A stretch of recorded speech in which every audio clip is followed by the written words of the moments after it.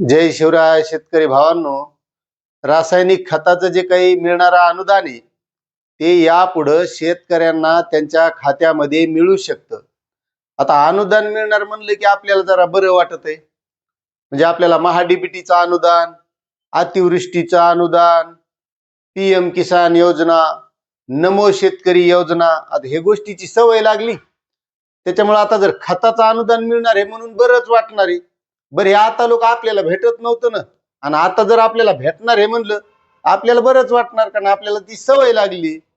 आणि जो काय आता निर्मला सीतारामन यांनी केंद्र सरकारला एक आर्थिक सर्वेक्षणाचा अहवाल सादर केलाय आणि त्याबाबतचा आता केंद्र सरकारचा अर्थसंकल्प आता लवकरच जाहीर होणार आहे. आणि त्या अगोदर जे काही मागच्या वर्षीचं आर्थिक सर्वेक्षण असतं त्याचा एक पाहणी अहवाल सादर केला जातो. आणि त्या पाहणी अहवालामध्ये जे काही रासायनिक खत आहेत याचा अनुदान आतापर्यंत ज्या काही खताच्या कंपन्या आहेत त्या कंपन्याला दिलं जात होतं. मात्र आता त्यामध्ये अशी शिफारस केल्या जाऊ शकते ते आता लोक जसं कंपन्याला देण्यात येते ते आता यापुढं शेतकऱ्याला दिलं जाऊ शकतंय, तसं दिलं जाण्याची शिफारस होऊ शकते अशी शक्यता आहे. आणि त्यामध्ये आहे महत्वाचं खत युरिया, कारण युरिया खताचा वापर जास्त वाढलेला आहे. बरं हे करण्यामागचं काय उद्देश असू शकते? आता आपल्याला माहिती आहे अनुदान मिळणार म्हणले आपल्याला बरं वाटत आहे.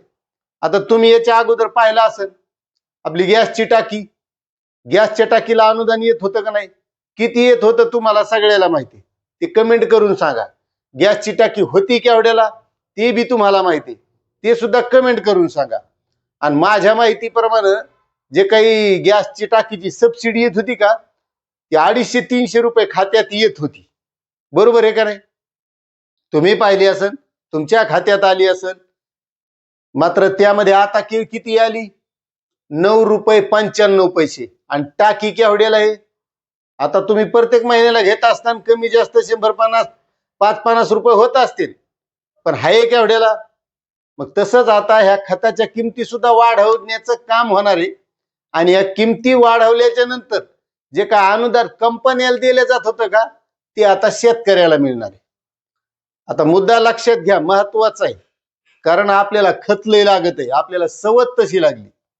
खत टाकल्याशिवाय आपलं पीक येत नाही हे आपल्या मनात बसलेलं आहे. पण केंद्र सरकार यापुढे आता सेंद्रिय शेतीवर भर देणार आहे आणि रासायनिक खत शेतकऱ्याने कमी वापरावं म्हणून हा प्रयोग काही राज्यामध्ये सुद्धा केला गेला होता. आणि तसाच आता पूर्ण भारतात होऊ शकतो. आणि आपल्याला वाटत असेल की ही खताची सबसिडी अनुदान आपल्याला भेटणार आहे म्हणजे आपला लय फायदा आहे, ही सुरून जाते. जसं आता गॅसची टाकी घ्यायला आपल्याला बंधे पैसे द्यावे लागतात का, तसं आता दुकानावर गेल्याच्या नंतर आपल्याला जशी आज खताची बॅग घेतल्यावर आपण नगदी पैसे देतो आणि घेऊन जातो. मात्र आता त्यामध्ये जर खताच्या भावात वाढ झाली आणि अनुदान शेतकऱ्याला द्यायचं ठरलं तर त्या खताची किंमत आपल्याला दुकानदाराला जास्त द्यावा लागेल. आपण खत घेतलंय त्याचा आधार बायोमेट्रिक द्यावा लागेल. आणि त्याचा अनुदान जसं महाडीबीटीचा आता ट्रॅक्टर घेतलं, रोटावेटर घेतलं, तुम्ही फवारा घेतला, काही बी घेतलं केव्हा येतंय, ठिबक घेतलं, स्प्रिंकलर घेतलं, केव्हा येतंय त्याचा काही नियम नाही.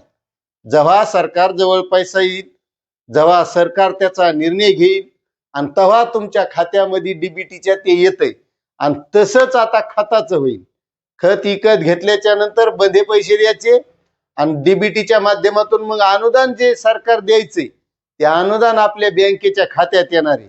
आणि हे करण्यामागचा मूळ उद्देश काय आहे की केंद्र सरकार आता सेंद्रिय शेतीवर भर द्यायलंय, कारण या रासायनिक खतानं जमिनीचा पोत बिघडायलाय.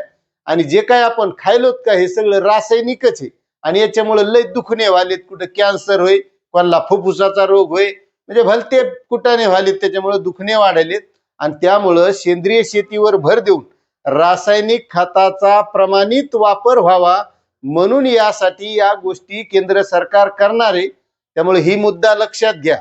जर आपल्याला वाटत असं अनुदान आपल्याला भेटणार आहे तर त्याचा आपल्याला काही फायदा होणार नाही. त्याचा मूळ उद्देश सरकारचा तो आहे.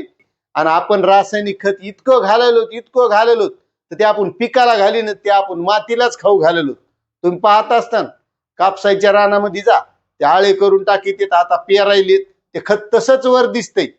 त्या पिकाला लागू होतंय का नाही काय माहित नाही, पण वापर इतका वाढलेला आहे. त्याच्यामुळं असा निर्णय एखाद्या वेळेस या अर्थसंकल्पामध्ये होऊ शकतो, अशी ही माहिती होती.